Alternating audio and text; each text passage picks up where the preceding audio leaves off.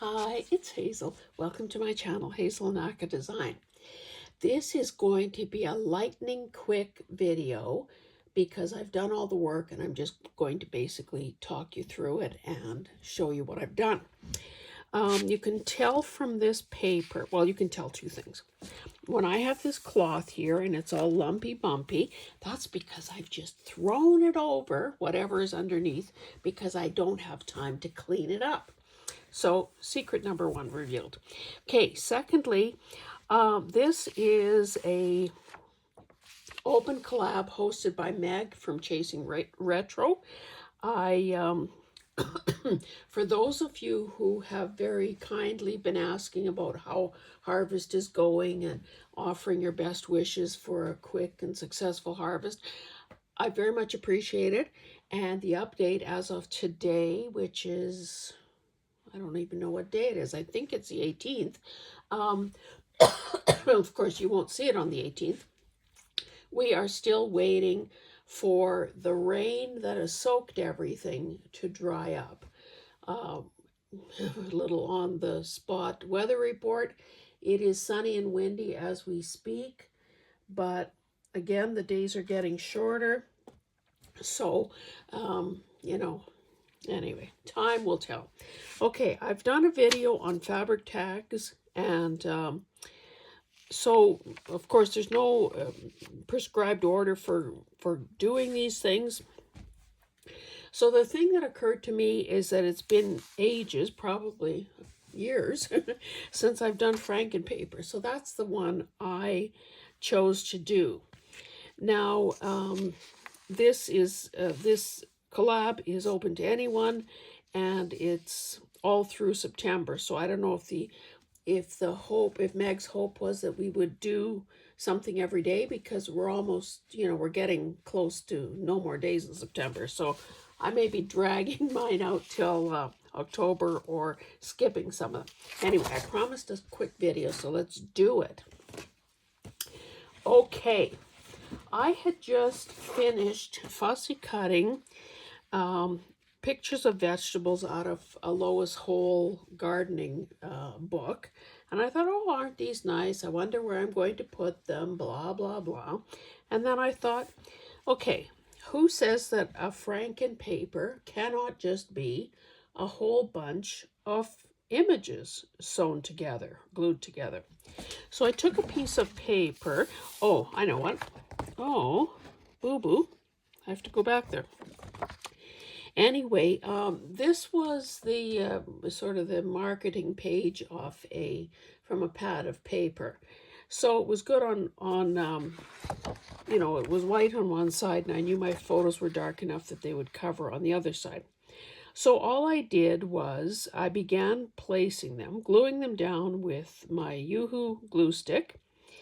And after they had had a day or so to dry, I then just took them a while ago to the sewing machine and zigzagged on every seam. Now, this sort of a thing doesn't go particularly logically.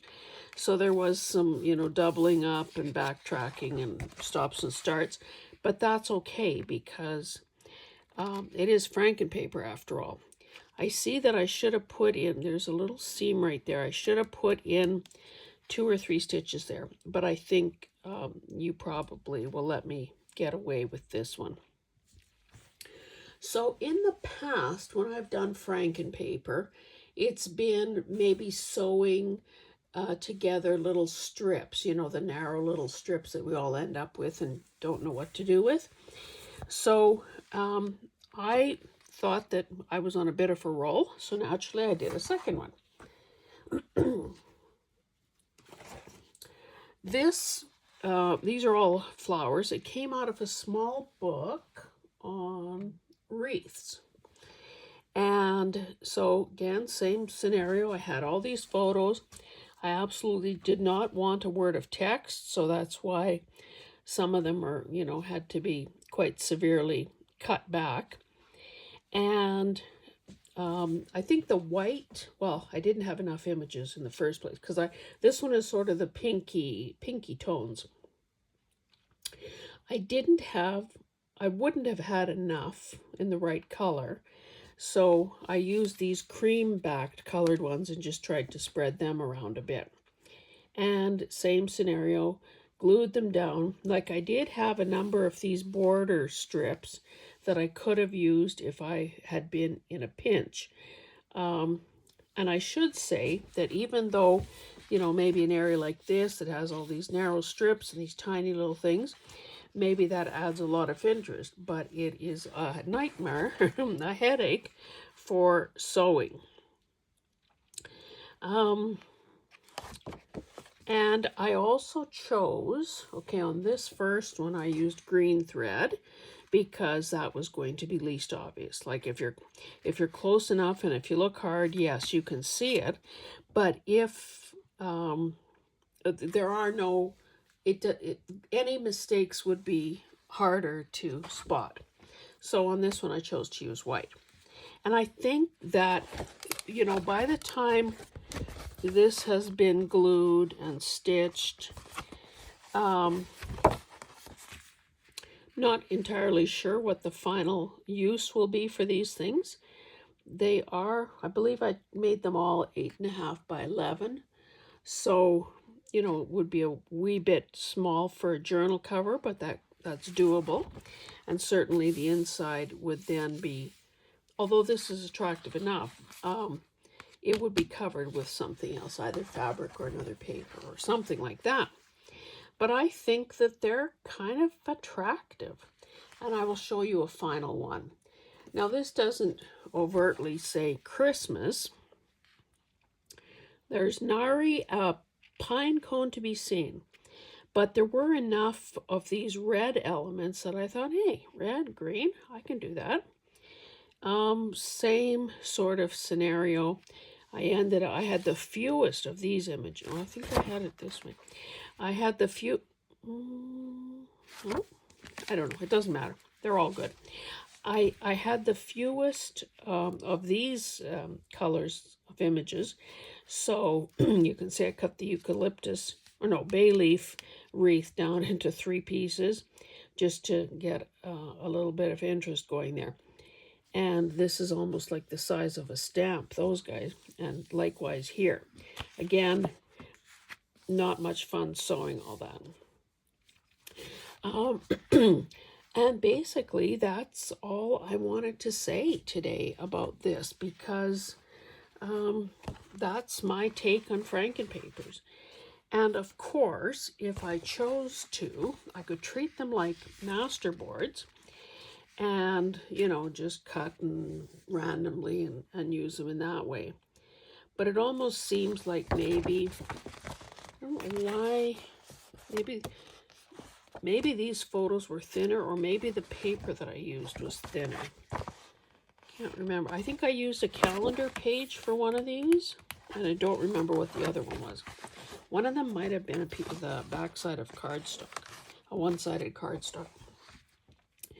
So I think, like, this one seems to bend quite nicely, and it helps that I don't have any teeny tiny pieces right at the seam, right at the spine. I wish I would have thought of that when I was doing these other things. You can see how this wants to fold right there, but maybe with a little bit of coaxing, it could turn into, let's just see, where it would,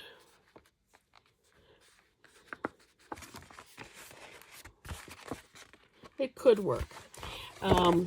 These could be either signature covers or actual journal covers, as I've already said, with, you know, the proper backing. And sometimes you can get, you know, cheat a little bit and get a little bit bigger a look just by adding some trim all around. That could easily add a little, you know, 1/2 inch here, 1/2 inch there, and all of a sudden you've got something, you know, more like the size you really wanted to work with. Anyway, guys, I'm going to stop there.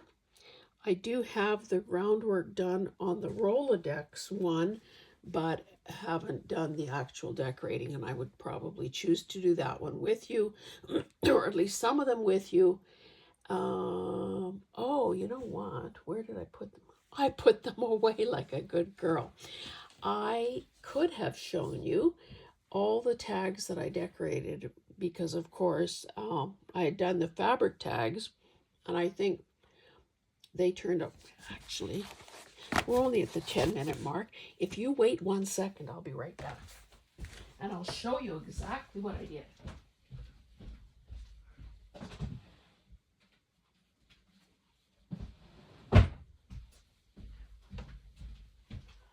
So you'll remember that I used these fabric strips that Angela had given me. And some of these images came out of gutted Reader's Digest books. So I love that one. Well, I love them all. Or maybe I'll just tell you which ones I don't like as much. These are faux stamps out of a stamp book. That's a real stamp. Love this one with that stamp and the sort of the book guts and so on. I shouldn't be piling them up. You can't see them. More stamps. Some are fake, some are real. These two people came out of a Reader's Digest book, and I had these these fancy dancy things, and it just seemed like the colors all worked together. The black, I thought that was pretty good. That also came out of Reader's Digest.